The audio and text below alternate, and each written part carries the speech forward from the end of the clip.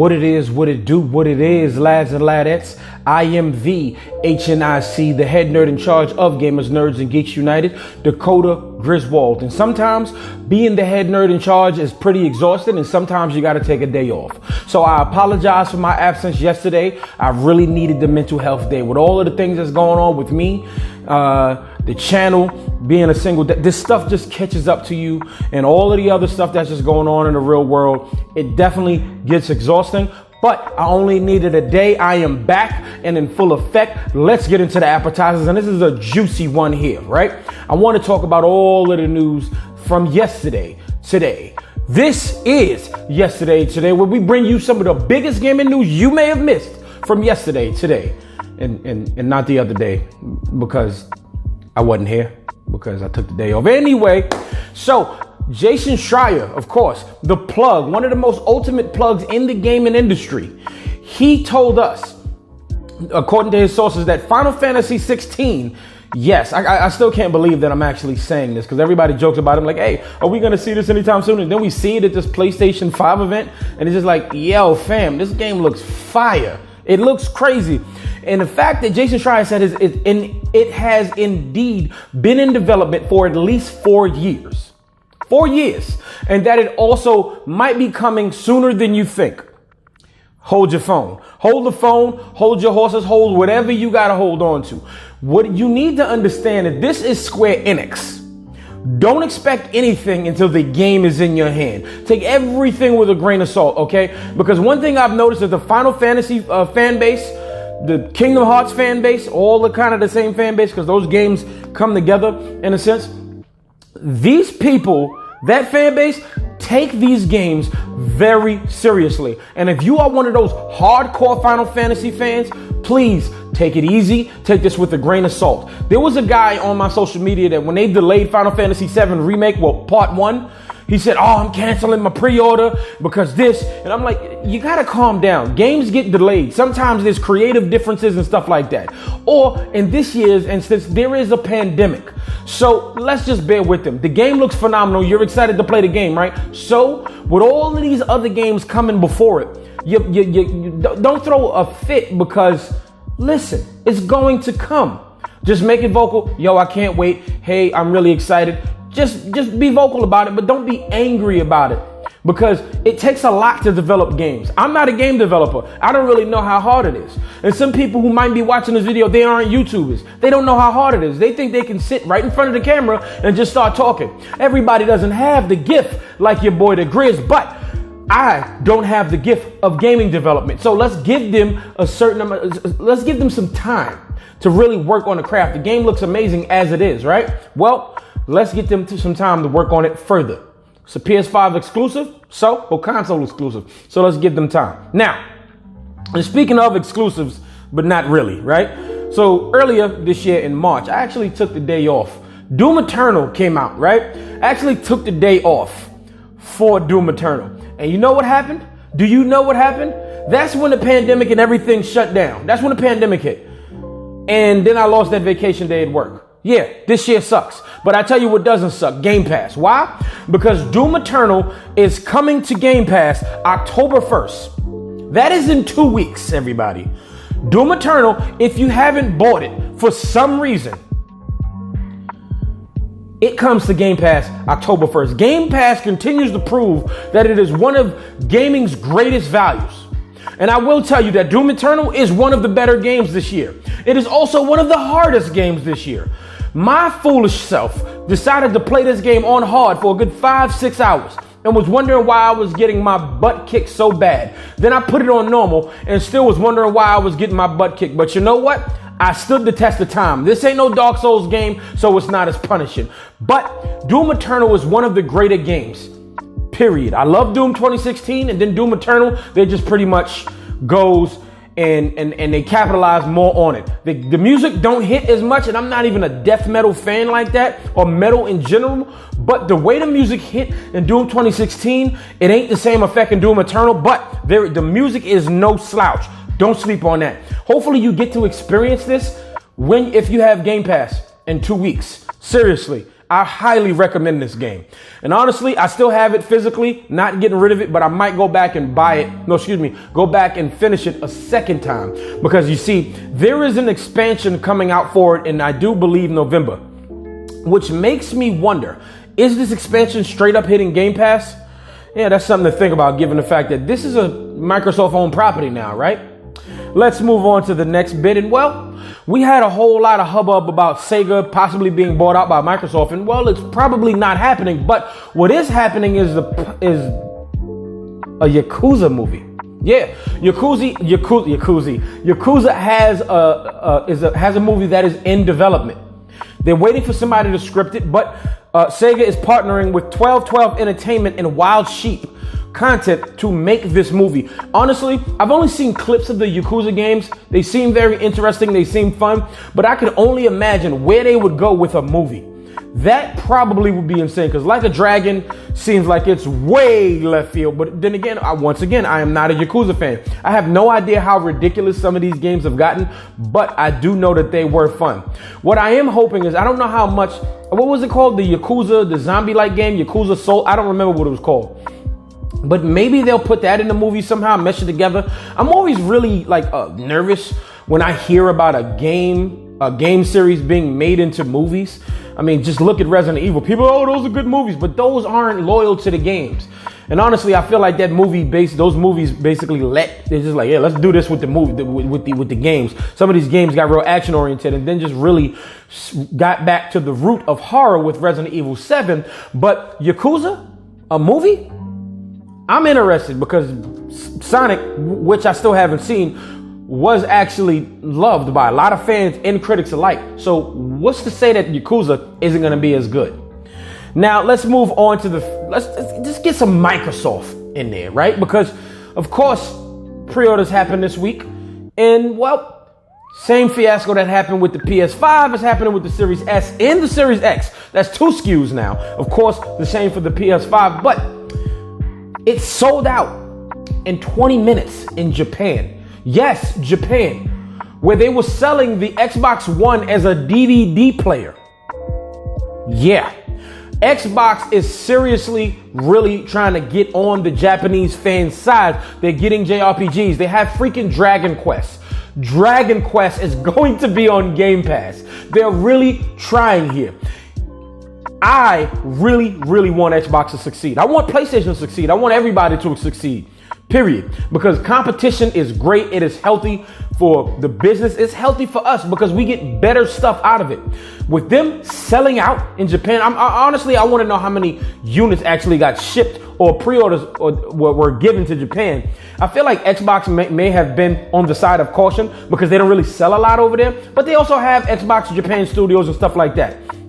Maybe this might actually help them because they actually want to acquire a Japanese studio so they can, get their fan base, bigger over there. And I'm really interested in see where this is going. I'm really hoping that Xbox sells well in every region that it actually comes out in. Now, let us talk about GameStop, the old dreaded GameStop that everybody for some reason doesn't like, but me, I absolutely love them. Well, maybe because I've made some friends and some good acquaintances there over the years and had some good conversations, but I really, really don't want GameStop to go because it's a place where gamers can go, have discussions, hang out and stuff like that. But we might not have to say goodbye to GameStop anytime soon. They've been having a lot of issues. They've been hemorrhaging money, basically. They've been losing a lot of money.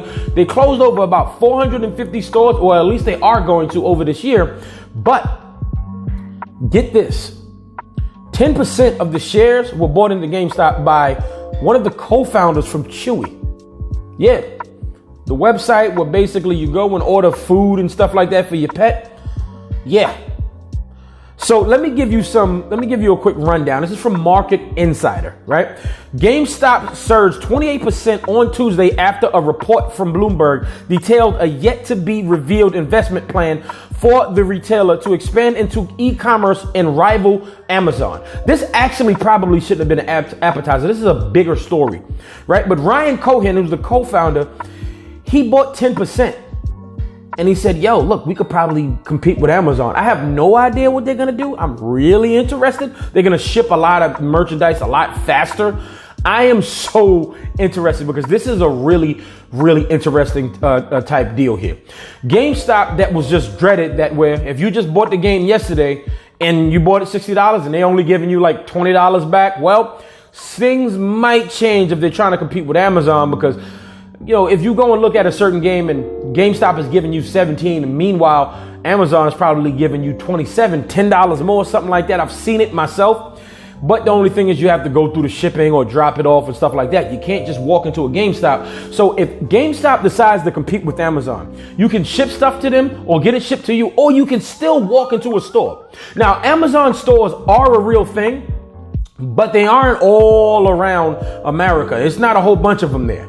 So I'm really, really interested in seeing where this is going. But let's move on to another piece from GameStop. Well, They tweeted out, "We are pleased to announce that further quantities of PS5 consoles will be made available to pre-order at and in GameStop stores tomorrow," which is today. And I'm really interested. I got some of my connects over at GameStop, and hopefully I can get my hands on one. But if I don't, I'm definitely still getting a PS5 eventually, and there will still be an unboxing.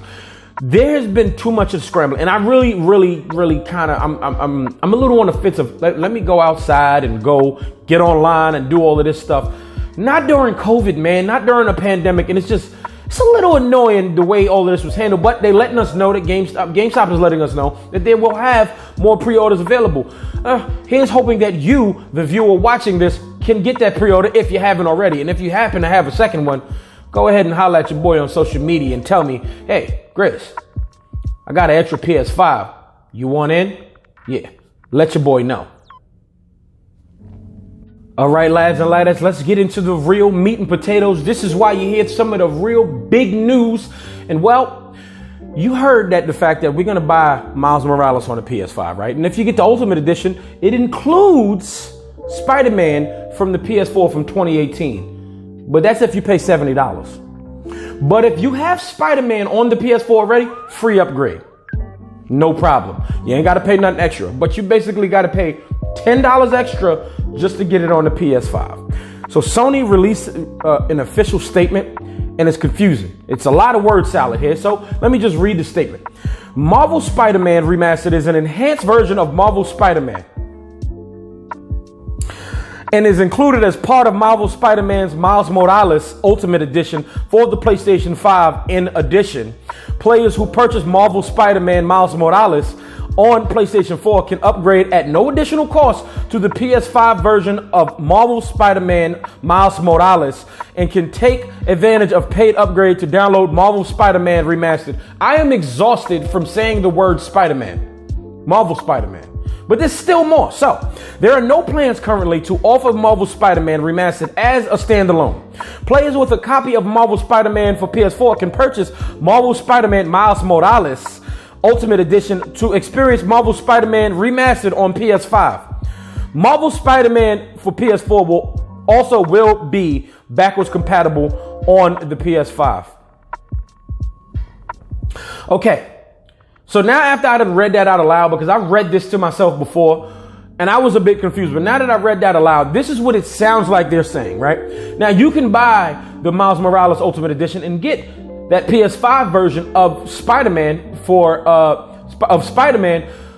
2018, or you can just have the upgrade on the PS4 version and then it's backwards compatible on the PS5. Why are you trying to sell us the same game that I can just, if I have it already, I can just put it in my PS5 and it has a free upgrade? It appears to me that Sony is doing what 505 Games is doing with Control's Ultimate Edition. So I bought Control. Well, I didn't buy it. Not at launch. Somebody sold it to me. It's secondhand, basically. Shout out to my man Brian. And I gave him about $35 and I paid for this game. No doubt. But I can't play Control on my PS5 unless I have the Ultimate Edition. Well, that's annoying because Cyberpunk, Witcher, and other games are giving you a free upgrade. Why we can't get a free upgrade with this game? Spider-Man was on sale for $20 like before it even made like maybe $30, $40 before it even made a year out. Because the game sold so much. Why are y'all trying to get $10 out of us right now? What in the Activision, what in the cheese on bread are y'all doing out here? Is what it is. Y'all got to get y'all buck. But y'all know y'all Sony. We going to buy it anyway, right? But I might not get that Ultimate Edition of Miles Morales. I mean, unless, of course, it comes in a steel case edition. But it has not been said that it has. So I'll be getting the regular version of Miles Morales. And then, isn't Spider-Man playable because of those PlayStation Plus collection that's on PS5? Yeah, if that's the case, I'm just going to go ahead and play that version. I'm not going to be not breaking a bank. I'm not going to be spending $10 more and just to be able to play this. Nah, I'm straight. I'm all set on that. Now let's move on to something else. Now this is also kind of disappointing news. Well, Xbox is back to the memory card thing in a sense, right? But it's Xbox Series X 1 terabyte additional storage. You ready for the price? $220. Yeah, that's some expensive storage. I recently got a 5 terabyte hard drive for about $120. Yeah, this just to be able to plug it in and push it right in, $220. Now, of course, you're going to get some third-party stuff that'll probably work with the Xbox, hopefully, and it won't be as expensive, but I ain't ponying up $220. This thing is going to be 1 terabyte at launch. Okay. And of course, we're going to be getting like some Call of Duty size 100 gigabyte games, whatever. But I don't mind deleting stuff that I ain't playing no more because $220 is a bit too much, especially after I done gave y'all $500. Okay. $500. The plus tax is almost $600. I'm not going to say I'm buying games because, Game Pass, but you're giving us $500. And of course, unless you're getting Xbox All Access, that's fine still. But $220 for an expansion of memory is a lot of money. But if you got the money, go ahead and do it. I'll probably eventually be diving into it and getting that too. But I don't mind, at least for maybe the first half of the year that the system is out, I'll probably just continue to delete stuff because remember that 5 terabyte hard drive I mentioned? Yeah, it's still in a box. It's not even hooked up to my Xbox. I just basically keep deleting stuff if I want to or whatever. But given the fact that there haven't been any, I haven't really been wanting to play my Xbox as much, even though you got some great stuff on there, Battletoads and Grounded and other games that I like, but I haven't really been wanting to, but still, I can just delete it, period. No problem, but $220, yeah, that'll probably break the bank. Now, let's get into the real, this is why y'all here, okay? So, Amazon is getting into the cloud gaming service. Yes, Amazon. It's been rumored for about a year or so now, and we heard about it. Amazon has obviously been getting into games. They had a game, I believe it was called Crucible, and it didn't really do well, so Amazon took it down. But now, Amazon is launching Amazon Luna. Yes, their cloud-based services basically is going to be on beta, and it's going to be basically on everything. Except for Android, of course, because the opposite of xCloud, okay? xCloud won't be on Apple because Apple do Apple stuff. But this will be on Apple, PC, everything except for Android. And it's actually very interesting. It came up, there's no hardware. No hardware. It's basically an app. You open it, and you got access to over 100 games for $5.99 a month. This is the entry fee, of course. And I feel like eventually it's going to go up. And I'm talking about they got some heavy hitter games. They got Control, Ukulele, the Metro games, serious stuff here. So this is going to be a serious contender to Stadia, xCloud, and Nvidia has their own GeoForce thing going on too. The cloud gaming service is getting quite crowded, and you're going to have to go ahead and pick. But I'm going to go ahead and probably stick with xCloud because it already comes with my Game Pass membership. I don't want to spend any other money unless some of these other cloud-based services have exclusive games that's like, yo, I have to have it. But this seems cool, and the controller looks like a Nintendo Switch Pro controller. And it's funny how I've seen a lot of people on the internet clown the Xbox controller who are super pro PlayStation because they're PlayStation fanboys going, I don't like Xbox because I don't like the controller. It's too big. I'm like, what are you talking about? The Duke from the OG Xbox? No, the controller hasn't been that big since they had the Xbox. What was that controller? The controller S or something like that? And then the Xbox 360 controller wasn't big. And then the Xbox One controller wasn't big. And then, so a lot of other gaming, it really starts to look like a bunch of Xbox controllers. Even the DualSense is shaped a lot more like an Xbox controller, except the analogs are still respectively in their proper place, as far as Sony goes. But hear me out. You can play 4K to 60 frames per second on Luna, right? $5.99 a month. It's coming to PC, Mac, iOS, Android later, of course. And it's powered by AWS, and it has Twitch integration. Why? Because Amazon owns Twitch, obviously. So could you imagine playing certain games on there and just like that, accessing some of your Twitch loot? I forgot what it's called, but accessing some of your Twitch loot so you can play it in other games. That is, all right. I'm not saying I'll bite yet, Amazon, but when I feel compelled to bite, I'm going to talk about it, and I'm going to just keep it 100 with y'all. This seems cool. It seems like a legitimate threat. It seems more legitimate than Stadia, and I don't hate to say it because Stadia have been shooting themselves in the foot. They're trying, though, and I give them, but we haven't heard anything about Stadia in 2-3 months, maybe. I don't know if anybody's playing Stadia. I have no idea who is playing Stadia, but Amazon Luna, when it launches, it seems like it's going to be a big deal. And honestly, at a later date, they're going to have an Ubisoft, I always say Ubisoft, but Ubisoft subscription part of it. Kind of like how EA Access was on the Xbox when you just want to access their certain stuff. But you can add onto the $5.99. And Amazon described it as players who subscribe to this channel will have access to their favorite Ubisoft titles in up to 4K resolution, mobile gameplay, and access to new titles when the channel launches, like Assassin's Creed Valhalla, Far Cry 6, and Immortals Phoenix Rising the same day they release.